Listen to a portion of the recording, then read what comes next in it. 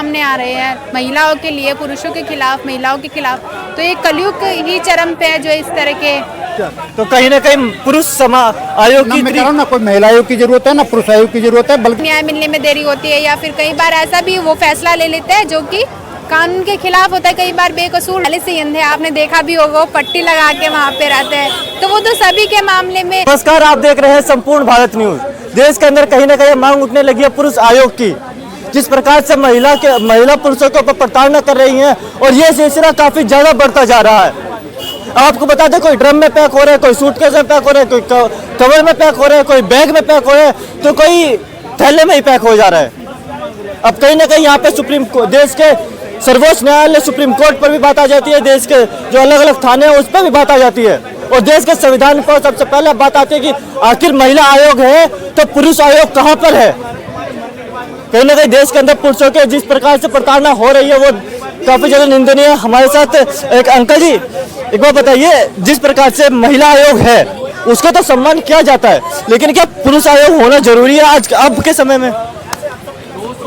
असल में क्या है, मूल जो स्थिति है उसको समझिए पहले आप। हमारी जो संस्कृति है उसको समझने की आवश्यकता है। एक नारा दिया गया कि भाई बेटी बचाओ, बेटी पढ़ाओ, बेटी बढ़ाओ, लड़की लड़का एक समान, बहुत सारे नारे दिए गए और उनसे ये सिद्ध करने का प्रयास किया गया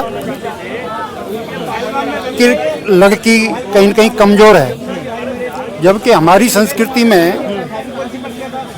माँ का स्थान सबसे ऊपर है। हमारे यहाँ कहा जाता है मातृदेवो भव, पितृदेवो भव, आचार्य देवो भव। माँ देवता है। आप कह रहे हैं माँ देवता है, लेकिन कुछ सुनिए तो सही, पूरी बात हुई नहीं अभी। हाँ बोलिए। तो बराबरी की तो बात ही नहीं आई। हमारे यहाँ हमारी संस्कृति में महिला मालिक होती है, घर की स्वामिनी होती है। हाँ।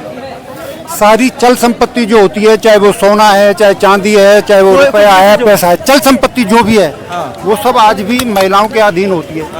लेकिन एक विदेशी षड्यंत्र के तहत, पाश्चात्य सभ्यता के तहत हमारी संस्कृति को तहस नहस करने का, हमारे रिश्तों को खत्म करने का एक षड्यंत्र है। ये बात कही जा रही है कि जो पहले के टाइम पे संस्कृति होती थी, एक सम्मान होता था, वो आज के टाइम पे शायद कहीं ना कहीं दिख नहीं रहा है। आइए कुछ लोगों से और जानने का प्रयास करते हैं कि आखिर रख रहे हैं, आप कह रहे हैं संस्कार समाज की, लेकिन आज के समय में आपने माता का नाम लिया। आज के टाइम तक माता भी कुमाता बन रही है, अपने ही बच्चे को चाहे 10 साल का हो, चाहे 12 साल का हो, चाहे 20 साल का, उसे जान से मार दे रही है। फिर क्या कहना चाहेंगे जन्मे बच्चों को मार दे रही है? तो सर, आपने कहा संस्कार की, सभ्यता की, आपने कहा माताओं की, लेकिन आज के टाइम पर माता भी कुमाता बन रही है। आपको बता दें, कई केस देखने को मिल गए जो माता ही अपने बच्चे को जान से मार रही है, चाहे जन्मा हुआ बच्चा हो, चाहे 10 साल का बच्चा हो, चाहे 15 साल का बच्चा हो। ऐसे में क्या माता के ऊपर भी सवाल उठ रहे हैं? मैं ये कह रहा हूँ, देखो हमारी संस्कृति बहुत मौजूद है। एक आदि उदाहरण देने से हमारे रिश्ते खत्म नहीं हो सकते। हमारी जो जगह है ना वो बहुत गहरी है। मेरे अभी ये पीपल का पेड़ देख रहे हो, इसकी यदि कोई एक डाल तोड़ दे, कुछ कर दे और ये कहने लगे ये पीपल का पेड़ खत्म होने लगा है, तो मूर्खता है। हमारी इस पीपल की जड़ें बहुत गहरी हैं और जड़ इतनी गहरी हैं कि उनको आसानी से कोई काट नहीं सकता, उनको कोई उखाड़ नहीं सकता। हमारी जो संस्कृति रूपी वृक्ष है आज भी एक उदाहरण दे दिया, अभी जो बहुत चर्चा में है सोनम का, उससे पहले किसी ने नीले ड्रम का, और उससे पहले कुछ चीज़ें चेंज होती रहती हैं, करती रहती हैं। पहले महिलाओं पर भी बहुत अत्याचार होते रहे, होते रहते हैं। ये एक अपवाद रूप होते हैं, इनको आप उदाहरण नहीं दे सकते, इनको लेकर के ये चीज़ें नहीं कर सकते कि सब किसी भी महिला पर। क्या पुरुष क्या मैं तो आपसे प्रश्न कर रहा हूँ। आपकी बहन है, सिस्टर है, आपको बहन पर कोई शक है? आपको लगता है कि आप, हालांकि सरकार की यदि उसके कानून पर जाओगे तो बहन भाइयों को भी बांटने का प्रयास किया गया, उनमें भी कानून है कि बहन का हिस्सा है। एक हिस्से को लेकर के, जमीन को लेकर के कहीं बहन भाइयों में विवाद हो रहे हैं। मैं फिर कहना चाह रहा हूँ, ये षड्यंत्र है सारे पाश्चात्य सभ्यता के, कहीं लगाने के, आपस में झगड़े करने के, हमारे रिश्तों को खत्म करने के। लेकिन जड़ फिर कह रहा हूँ इतनी गहरी है। आपको अपनी बहन पर पूरा विश्वास है, आपको अपनी माँ पर भी पूरा विश्वास होगा, मुझे भी अपनी माँ पर पूरा विश्वास है। अभी यदि कोई फोन कर दे कि आपका बेटा परेशान है, कुछ है, तो मेरी माँ 1 मिनट लगाएगी। सोना चांदी की तो बात छोड़ दो, उसकी संपत्ति में वो अपनी किडनी दे देगी, अपनी जान दे देगी। खून एक मिनट लगा के बिना सोचे। वो बात ठीक है, लेकिन क्या पुरुष आयोग की मांग उठ रही है वो सही है? कोई जरूरत नहीं है, कोई अपेक्षा नहीं है। पुरुष आयोग की कोई जरूरत है नहीं? कोई जरूरत नहीं। महिला आयोग की जरूरत है? नहीं, जरूरत ना महिला आयोग की है ना पुरुष आयोग की जरूरत है। महिला आयोग बना हुआ है, महिला आयोग बना हुआ है, पुरुष आयोग आज की युवा मांग उठा रहे हैं, तो जरूरत क्यों नहीं है फिर? जरूरत आपसी संबंधों की, आपसी स्नेह की, आपसी विश्वास की, आपसी भरोसे की है, और उस विश्वास को बनाएगा समाज। हमारा सामाजिक ताना बाना भंग हो रहा है, उस ताना बाना को फिर से बुने जाने की, उसको मजबूत करने की आवश्यकता है। अच्छा, तो कहीं ना कहीं पुरुष आयोग ना की मैं कह रहा हूं, ना कोई महिला आयोग की जरूरत है ना पुरुष आयोग की जरूरत है, बल्कि हमारे जो बहन भाइयों के, माता पिता के आपसी जो रिश्ते हैं, देवर भाभी के, एक उदाहरण देखिए, रामायण काल में सीता का और लक्ष्मण का क्या संबंध था, उन संबंधों को फिर से पुनर्जीवित करने की आवश्यकता है। और हमारी बहन अभी जो लेर बना रही है, बहन आप सहमत है नहीं मेरी बात से? हमें अपनी पाश्चात्य संस्कृति से अपने आप को बचाना है, ये मेरा कहना था। बचाना है कहीं ना कहीं, बहुत ज़्यादा तेजी से उठ रही है। क्या पुरुष आयोग होना बहुत महत्वपूर्ण हो गया है? जी बिल्कुल, पुरुष आयोग भी होना चाहिए कि अगर हम बात बराबरी की करते हैं तो हर मामले में बराबरी होनी चाहिए, फिर चाहे वो कानून में बराबरी हो, किसी भी चीज़ में बराबरी होना चाहिए पुरुष आयोग। तो क्या जैसे अभी सोनम का केस देखा हमने, और भी अभी रिसेंटली मैंने एक सोशल मीडिया पे केस देखा है कि अब एक पत्नी ने अपने पति की जान इसलिए ले ली कि उसे उसकी रेलवे जॉब चाहिए थी।